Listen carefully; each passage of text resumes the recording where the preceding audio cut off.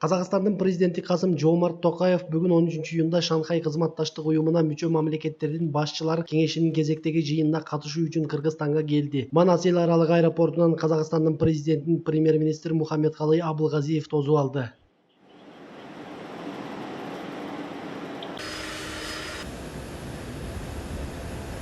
Өзбекстандын президенти Шавкат Мирзиёев бүгүн 13-июлда Шанхай кызматташтык уюмуна мүчө мамлекеттердин башчылар кеңешинин кезектеги жыйынына катышуу үчүн Кыргыз Республикасына келди. Манас эл аралык аэропортунан Өзбекстандын президентин премьер-министр Мухаммедкалый Абылгазиев тосуп алды.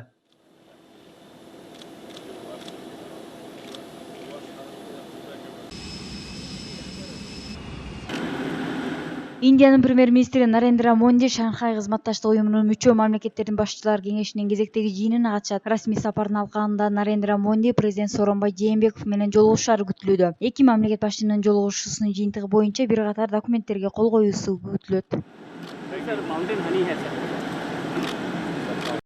Аларча мамлекеттик резиденциясында жарманке ачылып, анда Кыргызстан кол өнөрчүлөрүнүн эмгеги коюлду. Чеберлерди Маданият, маалымат жана туризм министрлиги чакырган. Сатыкка зер буюмдар, ээр токум, ошондой эле тапичке менен баштыктар коюлду. Жарманкеде капчыкка жараша ар кандай буюм тайым табууга болорун Сайма арт тобунун менеджери Светлана Шейшеева айтып берди. Сатыкка коюлган буюмдардын баасы ар кандай, эң арзаны 150-200 сом, мындан тышкары $1000 кийиз панолор да бар, деди ал. Буюмдар кыргызстандык кол өнөрчүлөрдүн колунан чыккан. Эмгектер Шанхай кызматташтык уюмунун саммитинде келген коноктордун көңүлүн бураары күтүлүүдө.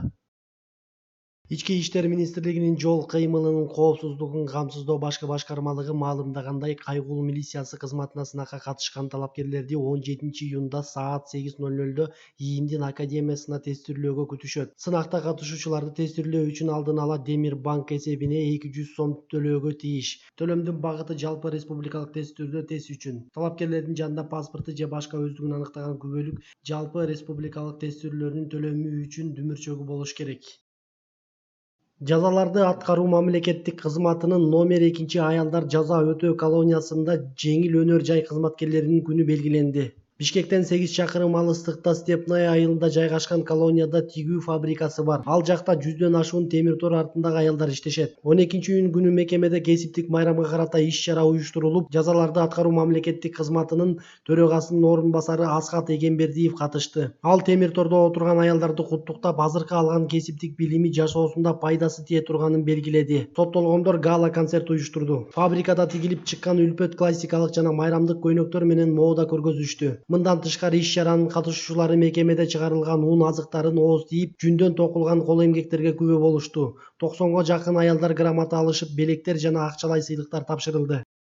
Индиянын Бихар штатында балдардын массалык уулануудан каза болуусу катталды. Бул тууралуу чет элдик басылмалар жазып чыкты. Маалыматтарга караганда, балдар Музаффарпур айыл округунун Личи дарагынын мөмө жулуп жешкен. Андан соң балдарда энцефалит синдрому башталып, кандагы токсиндер бузулуп, балдардын шекери төмөндөп кеткен. Учурда каза болгон баланын саны 53кө жеткен. Мындан сырткары дагы 40 бала оор абалда ооруканага жаткырылган. Белгилей кетсек, Личинин мөмөсүн жеп уулануу жергиликтүү медицинада чамки бухар деп аталып, бул дарттан жабыркагандар жыл сайын катталып турат.